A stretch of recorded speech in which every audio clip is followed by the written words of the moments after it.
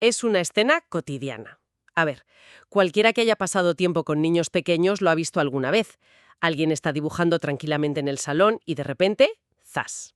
Aprieta el lápiz contra el papel con una fuerza brutal. Exacto, una fuerza tan desproporcionada que la madera cruje y la punta se parte por la mitad. O fíjate en esta otra situación típica de la escuela infantil. Le ofreces a un niño un trozo de plastilina nueva y ¿Y su reacción no es jugar? para lava. Su reacción es rechazarla visceralmente. Se echa hacia atrás como si la mera textura fuera, no sé, ofensiva o radiactiva. Y claro, la reacción automática desde nuestro mundo adulto casi siempre pasa por el filtro del comportamiento.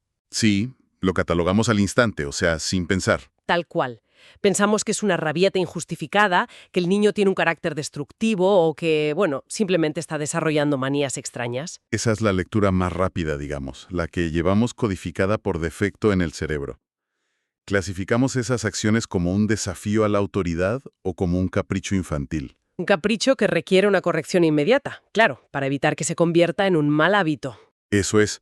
Rara vez nos detenemos a pensar que hay toda una maquinaria biológica operando justo bajo la superficie. Bueno, vamos a desglosar esto, porque en este análisis a fondo vamos a descubrir que la respuesta a ese lápiz roto y a esa plastilina rechazada casi nunca tiene que ver con la disciplina ni con la moralidad. Totalmente de acuerdo. Tiene que ver con una mezcla absolutamente fascinante de neurociencia, integración de los sentidos y, por muy sorprendente que parezca, sociología pura. Y eso es lo que vamos a ver hoy, ¿sí? Hoy nos sumergimos en un material de origen revelador. Es un documento analítico maravilloso sobre un curso titulado Estimulación sensorial y motriz en la primera infancia. Nuestra misión en esta inmersión es deconstruir desde cero todo lo que creemos saber sobre cómo aprenden y se mueven los seres humanos en sus primeros años. Porque queremos dejar atrás esa visión mecánica, ¿verdad?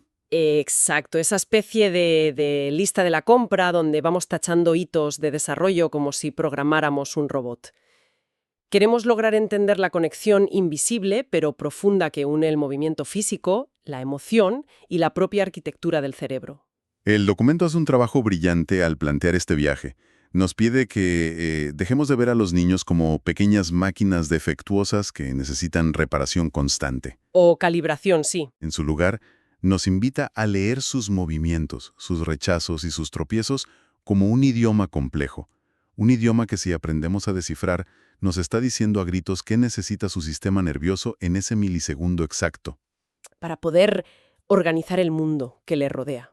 Pero a ver, para poder leer ese idioma, primero hay que limpiar nuestras propias gafas de adultos, porque resulta imposible analizar qué hacen los cuerpos pequeños sin examinar antes bajo qué lupa los miramos nosotros. Claro, el contexto importa muchísimo. El primer módulo de nuestra fuente de hoy propone una revolución mental bastante contundente, que nos obliga a mirar hacia atrás en la historia de la educación.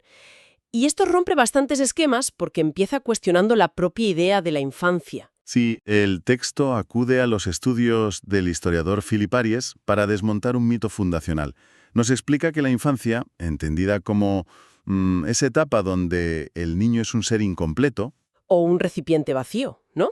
eso es, un recipiente que los adultos tienen la obligación moral de rellenar de conocimientos. Pues resulta que esa idea es una construcción social moderna. ¡Qué fuerte! Históricamente no era así. Esta visión surge y se consolida en paralelo a la aparición de la escolarización masiva. Y esa idea de rellenar el vacío nos lleva directos a un terreno sociológico muy potente. A ver, las fuentes introducen conceptos de la pedagogía crítica y mencionan al filósofo Michel Foucault para hablar de cómo se gestionan los cuerpos. Un tema delicado, ¿eh? Sí, y aquí quiero hacer una pausa importante. Hay que dejar claro que el texto asume una postura muy sociocrítica y nosotros la exponemos simplemente como marco teórico. Quienes nos escuchan deben saber que no estamos tomando partido político ni respaldando una visión sobre otra. Simplemente informamos de lo que dice el documento. Absolutamente. Y según esta perspectiva del texto, el cuerpo infantil es desde el minuto uno un territorio político. La dicotomía que plantea es aguda. A ver. Se pregunta si todas esas prácticas modernas de estimulación temprana y escolarización rígida buscan de verdad liberar el potencial único de cada individuo, ¿O qué buscan entonces? o si están sutilmente diseñadas para crear lo que Foucault denominaba cuerpos dóciles. Cuerpos dóciles, madre mía, suena fuerte. Suena muy fuerte. Se refiere a cuerpos entrenados para estar sentados, ser predecibles, guardar silencio y, en última instancia, ser útiles y productivos para el engranaje del sistema laboral del futuro. Claro, y usando este prisma analítico, el documento lanza una crítica feroz a lo que denomina el paradigma médico-rehabilitador. Ese paradigma médico-rehabilitador se define por estar casi exclusivamente orientado a detectar el déficit. Busca la anomalía para, digamos, corregirla rápidamente e igualar al individuo con la media. Frente a esto, el material propone un enfoque opuesto, basado en el acompañamiento respetuoso, que bebe muchísimo de las teorías de la pediatra Amy Pickler. Este marco de Pickler no pierde el tiempo buscando qué le falta al niño, pone todo el foco en el deseo intrínseco de moverse. En el potencial biológico. Exacto. Y fundamentalmente en la relación afectiva que marca ese movimiento. A ver, es que es imposible no pensar en una analogía relacionada con la botánica. A ver, cuéntame. El modelo médico, con esa estimulación obsesiva por acelerar los hitos, sería el equivalente a agarrar una planta recién nacida y tirar físicamente de sus hojas hacia arriba, con la vana esperanza de que así crezca más deprisa. Uf, la vas a romper. Claro, la biología nos dice que haciendo eso solo vas a desgarrar las hojas o arrancar las raíces. El modelo de Pickler, por el contrario, es como diseñar un invernadero de alta tecnología. Se trata de preparar un entorno inmejorable, O sea, asegurar los nutrientes en la tierra, medir la humedad. en que la semilla ya contiene todo el código genético necesario para crecer a su propio ritmo. Lo que las fuentes cuestionan de frente es esta ansiedad moderna por apurar procesos que son estrictamente evolutivos. Lo que resulta fascinante aquí es cómo esta teoría se traslada a la crítica de las actividades cotidianas. El texto carga duramente contra las prácticas homogeneizantes en las escuelas infantiles. ¿Como cuáles? A ver. Pues menciona esas manualidades donde se obliga a todos los niños de una clase a usar la misma plantilla, estampar la huella en el mismo lugar exacto del papel a la misma hora del día. Madre mía, sí, lo tengo en la cabeza. En plan, todos los trabajos iguales colgados en la pared. Exacto. Simplemente para que el trabajo quede pulcro y los adultos puedan llevárselo a casa como trofeo en la agenda. El argumento del curso es que esta actividad no tiene ningún valor de desarrollo. Ninguno. Prioriza la estética y la necesidad de control del adulto, anulando por completo el proceso caótico y singular de autodescubrimiento del niño. No hay exploración neuronal, solo hay obediencia estética. Obediencia estética. Me apunto esa frase. Pero claro, esa crítica a la repetición mecánica nos obliga a plantear una pregunta puramente biológica. Si no entrenamos mecánicamente el cuerpo mediante la repetición constante y el forzar posturas, ¿qué es lo que realmente teje esa arquitectura cerebral durante los primeros años? Buena pregunta. Aquí es donde el análisis abandona la sociología y se adentra de lleno en los entresijos de la neurociencia. Y es un salto espectacular. Hablamos de la neurociencia afectiva, concretamente del concepto de plasticidad neuronal dependiente de la experiencia y del asombroso mecanismo de la poda sináptica. La poda sináptica suena a jardinería otra vez. Totalmente. Para visualizarlo, un cerebro recién nacido es un caos rebosante de conexiones, como un bosque salvaje con millones de senderos superpuestos. A medida que el niño experimenta la vida física, el cerebro toma nota. Ajá. Las conexiones que se usan habitualmente se refuerzan y se pavimentan. Y las que no se usan, pues sufren una poda. El propio cerebro las elimina para ser más eficiente. Pero claro, el texto aporta una estructura clave para entender cómo ocurre esto, que es la pirámide del neurodesarrollo sensoriomotriz. Esa pirámide estructural pone muchas cosas en perspectiva. Sí, explica el orden de los factores. En nuestra sociedad actual, idolatramos la cima de esa pirámide. Queremos que los niños lleguen rapidísimo al pensamiento abstracto, a la lógica, a recitar los colores en 2 idiomas y a identificar letras. Ojalá funcionara así. Ya ves. Pero las fuentes detallan que el pensamiento abstracto flota en el vacío si no hay una base sólida. Y esa base fundacional, el primer nivel de la pirámide, es puramente sensorial. Es el tacto grueso, el sentido de la gravedad, el movimiento articular. Y solo cuando el cerebro ha integrado todo ese caudal físico, ¿se puede construir el segundo nivel? Que es la atención sostenida y la gestión emocional. Y únicamente cuando el niño está físicamente integrado y emocionalmente seguro, el cerebro tiene, digamos, la energía libre para llegar a esa ansiada cima del intelecto. Siguiendo esa línea, El documento desmitifica ficha a uno de los grandes terrores de la crianza moderna: ¿Cuál? la ansiedad por las ventanas de oportunidad críticas. Existe un miedo generalizado a que, si un bebé no escucha música clásica o no es expuesto a tarjetas de estimulación visual de alto contraste en sus primeros meses, esa ventana neurológica se cerrará para siempre. Que su potencial quedará mermado, claro. Exacto. Las fuentes aclaran que, aunque la biología dicta periodos sensibles, el verdadero catalizador que permite al cerebro asimilar cualquier estímulo no es el objeto en sí, sino el apego seguro. A ver, quiero detenerme aquí para plantear un poco de escepticismo razonable, ¿vale? Adelante. ¿Me estás diciendo que la investigación sostiene que un gimnasio de actividades carísimo, de estos con luces LED, texturas sintéticas y sonidos envolventes, podría ser neurológicamente menos efectivo que simplemente sostener al bebé en brazos y ofrecerle un entorno tranquilo? Lo sostiene categóricamente basándose en la química cerebral. Un entorno sobreestimulante de alta tecnología es ruido blanco si no hay un vínculo afectivo que actúe como anclaje. Claro, el cortisol. Eso es. Cuando no hay seguridad emocional, el cerebro segrega cortisol, la hormona del estrés. Un sistema nervioso estresado entra en modo supervivencia. No está priorizando la poda sináptica de calidad ni el aprendizaje complejo. ¡Qué fuerte! Y las fuentes ilustran esto citando un videoensayo incluido en el curso, que se llama El diálogo de las manos que sostienen. Yo me quedé fascinada viéndolo, porque es una comparativa devastadora. Es brutal, sí. Sus extremidades para lograr que se dé la vuelta y cumpla un hito de la agenda. En el otro, un educador espera en silencio. Sus manos están cerca ofreciendo contención, pero solo intervienen si el bebé emite un gesto de solicitud. Y la conclusión neurológica de esa imagen es clarísima. El apego seguro disminuye las alertas de supervivencia y permite que el niño abra sus canales de percepción para explorar. El apego inseguro, o la manipulación no consentida, hace que el niño se contraiga física y mentalmente. O sea que queda claro que la seguridad relacional es la zapata sobre la que se construye el cerebro. Pero veamos cómo esa exploración segura se traduce en movimientos físicos reales. ¿Cómo narra el cuerpo todo este desarrollo interno? El material divide este análisis en dos grandes bloques: la motricidad global y la motricidad fina. Y las perspectivas sobre cómo funciona esto son tremendamente reveladoras. La motricidad global se define en el texto de una manera casi poética.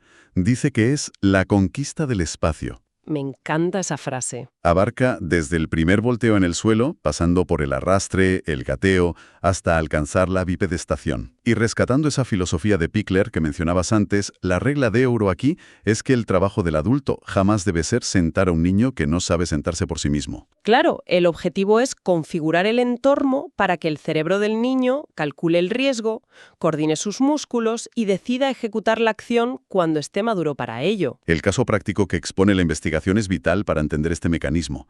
Relatan la situación de Juan, un niño de 14 meses. Juan llora frustrado cada vez que lo colocan en una típica colchoneta lisa de gimnasio para que gatee. Y la intervención clásica y apresurada sería agarrarle las piernas y hacer el movimiento por él para que, entre comillas, aprenda la mecánica. Exacto. Pero la lectura neurocientífica del texto entiende el llanto de Juan como un reporte de datos. Juan no se niega por capricho. Ya, claro. Se niega porque la colchoneta lisa no ofrece resistencia, y eso significa que no le proporciona suficiente información física a sus rodillas sobre dónde está el suelo. Jolín, qué interesante. ¿Y cómo altera el entorno el educador entonces? Pues cambia la colchoneta por una alfombra de textura muy rugosa.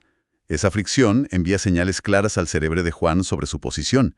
Y además le colocan un objeto de interés a una distancia que exige esfuerzo, pero que es alcanzable. O sea, no tocan al niño, modifican las variables del entorno para que él resuelva el problema motor. Ven el obstáculo motor no como un retraso que deba ser intervenido de urgencia, sino como un engranaje esencial del aprendizaje. Tal cual.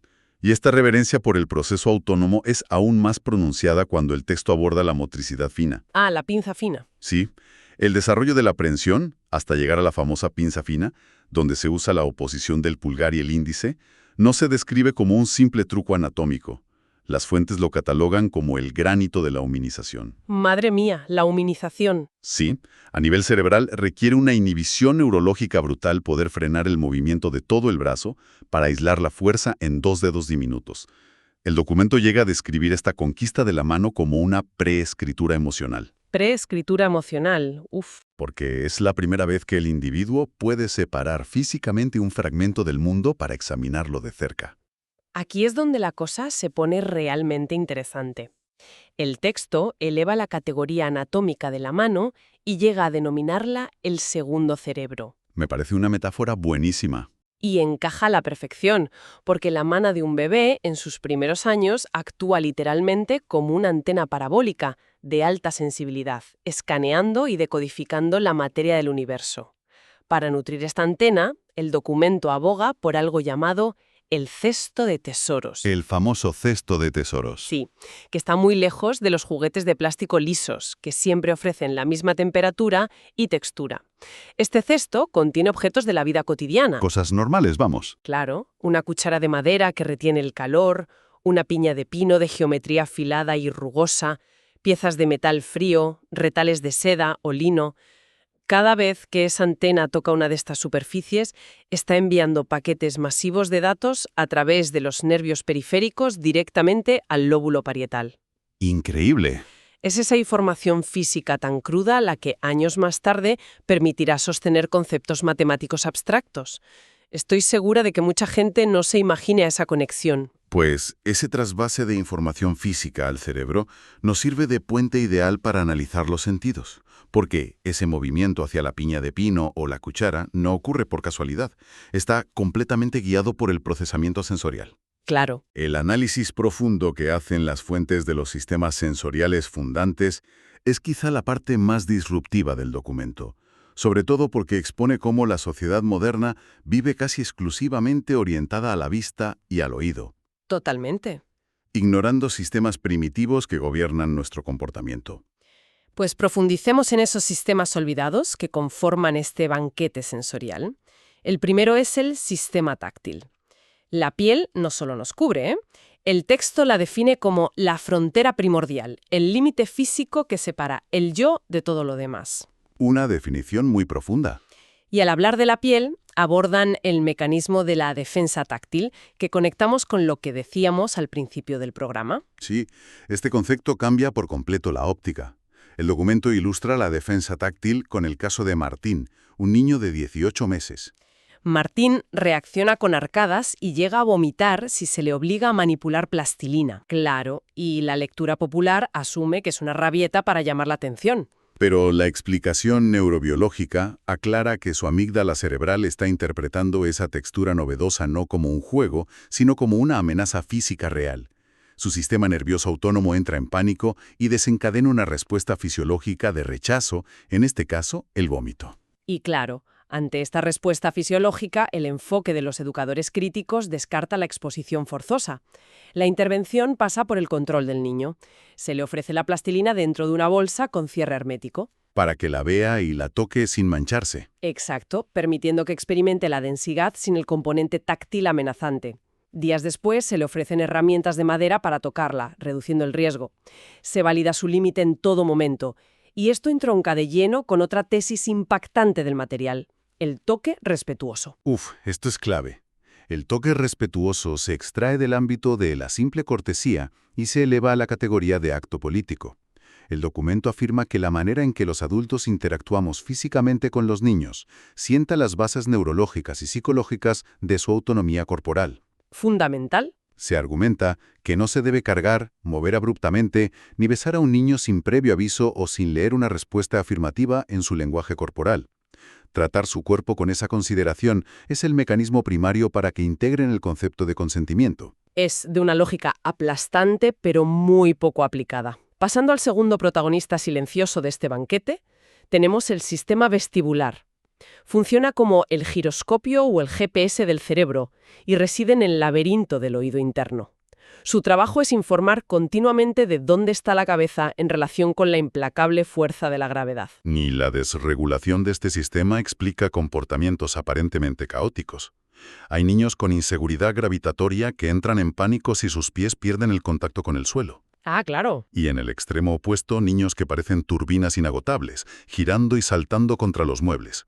Su sistema vestibular es hiporreactivo. Necesita un volumen de estímulo extremo para que el cerebro reciba el mensaje de «Hey, Aquí estamos. ¡Qué barbaridad! Por eso las fuentes promueven actividades que involucran hamacas de tela que envuelven y dan soporte, giros controlados o balanceos rítmicos. Ese balanceo no es hiperactividad, es un intento de autoorganización del sistema nervioso. Exacto. Lo cual nos deja en el tercer sistema fundante, quizá el más fascinante por lo invisible que resulta, el sistema propioceptivo. Es el mapa interno del cuerpo, y sus receptores no están en la piel. Están ocultos en los músculos y las articulaciones. Este sistema es el encargado de graduar la fuerza que ejercemos, y aquí es donde resolvemos el misterio del lápiz roto que mencionábamos al inicio. ¡Ah, por fin! Si conectamos esto con el panorama general, la explicación biológica es brillante. El texto detalla el caso de Diego, de 2 años. Diego es un torbellino de colisiones. Choca contra las paredes. Choca contra las paredes, empuja a sus compañeros de manera desmedida y cuando dibuja aplica tanta presión que quiebra las pinturas. La mirada tradicional y sancionadora no duda en colgarle etiquetas. Es un niño agresivo, desobediente o torpe. Pero la neurociencia revela una carencia oculta. Sí, estoy convencido de que esto va a sorprender a muchos. El cerebro de Diego sufre de hambre propioceptiva. Hambre propioceptiva. Su mapa corporal interno está borroso. Al no recibir suficientes señales de sus articulaciones, su cerebro no sabe con exactitud dónde terminan sus brazos, ni cuánta fuerza albergan sus músculos. Para Diego, romper el lápiz o chocar contra una mesa no es un acto de malicia. Es una búsqueda. Es una búsqueda desesperada de impacto físico para que la vibración resultante le confirme al cerebro que sus extremidades siguen ahí. Jolín, qué fuerte. Pedirle severamente a un niño con esta necesidad que se quede inmóvil en una silla le exige un control inhibitorio que su biología sencillamente no puede sostener. La solución que proponen no es el castigo, sino proporcionarle trabajo pesado. Trabajo pesado, como permitirle empujar una caja llena de enciclopedias por el pasillo o ayudar a mover sillas. Esa resistencia física comprime las articulaciones y esa compresión envía una ráfaga de datos cristalinos al cerebro que dicen: estas son tus fronteras corporales. Al recibir esa información, el sistema de alerta se apaga y, paradójicamente, el niño se relaja. Es mágico. Es pura ciencia. Habiendo analizado esta profunda ingeniería oculta tras el equilibrio, el tacto y la fuerza, la pregunta es cómo se materializa todo este conocimiento para no quedarse solo en la teoría académica. La práctica es fundamental. La última parte del documento aborda la transformación de los espacios, buscando un punto de encuentro entre las demandas sociales rígidas y las verdaderas necesidades biológicas. La propuesta más llamativa es la creación del rincón de regulación sensoriomotriz dentro de las aulas y hogares. El texto incide en la importancia de despojar estos espacios de frialdad clínica. Usando nombres más amables, ¿no? Exacto. Utilizando nombres que evoquen contención como el nido del balanceo o la cueva de la propiocepción. El objetivo es disponer de refugios diseñados con mantas pesadas, cojines de resistencia y texturas específicas. A los que el niño pueda acudir por decisión propia. Exacto, cuando sienta que su sistema se está saturando por el entorno. Y el caso de estudio que cierra este apartado es magistral para ilustrar el choque de paradigmas. Hablan de un niño de 3 años, diagnosticado dentro del espectro autista, que sistemáticamente busca refugio bajo la mesa del aula, apretando su cuerpo contra las patas del mueble. Claro. El entorno escolar estándar, regido por la conveniencia adulta, tiene una norma inamovible. Para aprender, el cuerpo debe estar sentado en una silla. Volvemos aquí a la sombra de los cuerpos dóciles de Foucault. La escuela exige que el cuerpo adopte la forma que resulta cómoda para la administración de la clase. Pero el enfoque de acompañamiento respetuoso interviene desde una empatía radical. Forzar a ese niño a sentarse en la silla convencional desencadenaría una respuesta de ansiedad masiva. Anulando cualquier posibilidad cognitiva, lógicamente. En lugar de doblegar la biología del niño para encajar en el mueble, el educador negocia con el espacio físico. Le facilitan un cojín de gran tamaño bajo la mesa para satisfacer la necesidad de compresión y aislamiento visual que su cerebro requiere, o le construyen un plano inclinado para que trabaje de pie. O sea, si abrazan la necesidad neurológica subyacente en vez de penalizar el síntoma. Llegados a este punto de comprensión, surge la gran duda sobre el impacto de todo esto. Entonces, ¿qué significa todo esto para nuestra audiencia? Seguramente haya muchas personas escuchando que no trabajan en educación infantil, que no tienen conocimientos de terapia ocupacional ni conviven con niños pequeños. Ante toda esta terminología sobre aferencias vestibulares y propiocepción, ¿por qué debería resultarles relevante? Esto plantea una pregunta importante, porque la respuesta trasciende por completo el ámbito de las escuelas infantiles. Este marco analítico es en el fondo un manifiesto sobre el respeto radical hacia el otro ser humano. Totalmente. Si logramos interiorizar que una aparente rabieta, la resistencia física ante una textura o la incapacidad de mantenerse quieto no son desafíos personales, sino narrativas de un sistema nervioso que lucha por integrar la información del entorno, pues la perspectiva cambia para siempre. Se desmantela la tendencia a emitir juicios morales precipitados sobre el comportamiento ajeno. Sustituimos la censura automática por una curiosidad empática hacia la asombrosa complejidad de la biología humana. Es un cambio de paradigma brutal. Desde luego, el recorrido que plantea este análisis a fondo es monumental. Empezamos desenterrando cómo ciertas prácticas históricas, a menudo disfrazadas de educación, perseguían en realidad la domesticación de los cuerpos físicos. Descendimos luego al nivel microscópico de la sinapsis para constatar que el afecto seguro no es un añadido romántico, sino el arquitecto real del cerebro. El arquitecto real, me gusta eso. Y finalmente descubrimos que acciones aparentemente destructivas o caóticas, como romper materiales, balancearse sin control o rechazar el contacto, son simplemente el complejo lenguaje de los sistemas propioceptivo, vestibular y táctil. Sistemas pidiendo a gritos las condiciones necesarias para operar en equilibrio. Todo esto actúa como un recordatorio contundente de nuestra condición de seres encarnados. Tal cual. Nuestro intelecto y nuestra gestión emocional no operan en una nube digital, dependen intrínsecamente de las señales crudas y físicas que nuestro cuerpo extrae del mundo desde el primer segundo de vida. Esa condición ineludible del cuerpo físico nos invita a una reflexión final que va más allá de las páginas del texto. El documento vuelca toda la responsabilidad en cómo los adultos debemos diseñar entornos compasivos para descifrar y calmar los sistemas nerviosos en desarrollo. Pero, a ver, si invertimos la lente por un momento y nos miramos a nosotros, el paisaje adulto resulta igualmente revelador. A ver, ¿por dónde vas? Cabe preguntarse cuántos de los niveles actuales de estrés crónico en oficinas, cuánta de esa ansiedad generalizada, o esos pequeños tics como morder capuchones de bolígrafos, mover compulsivamente la pierna bajo el escritorio o rechazar ciertos tejidos en la ropa, son en realidad desregulaciones sensoriales que arrastramos desde hace décadas. Madre mía, es que tiene todo el sentido. Desregulaciones que quedaron silenciadas y sepultadas bajo años de entrenamiento social para convertirnos en esos cuerpos dóciles capaces de estar 8 horas quietos frente a un ordenador. Quizás la próxima vez que llegue esa sensación de agobio abrumador, en lugar de recurrir a la culpa o imponer una disciplina más férrea, valdría la pena indagar si ese sistema nervioso adulto no está reclamando en el fondo su propia versión de empujar una caja pesada por el pasillo. O aislarse un rato en un nido de balanceo, claro. Porque es muy probable que aquel sistema propioceptivo que una vez partió un lápiz por la mitad siga habitando dentro, esperando todavía encontrar su punto de equilibrio. Nos despedimos por hoy dejando esta idea resonando para quienes nos escuchan.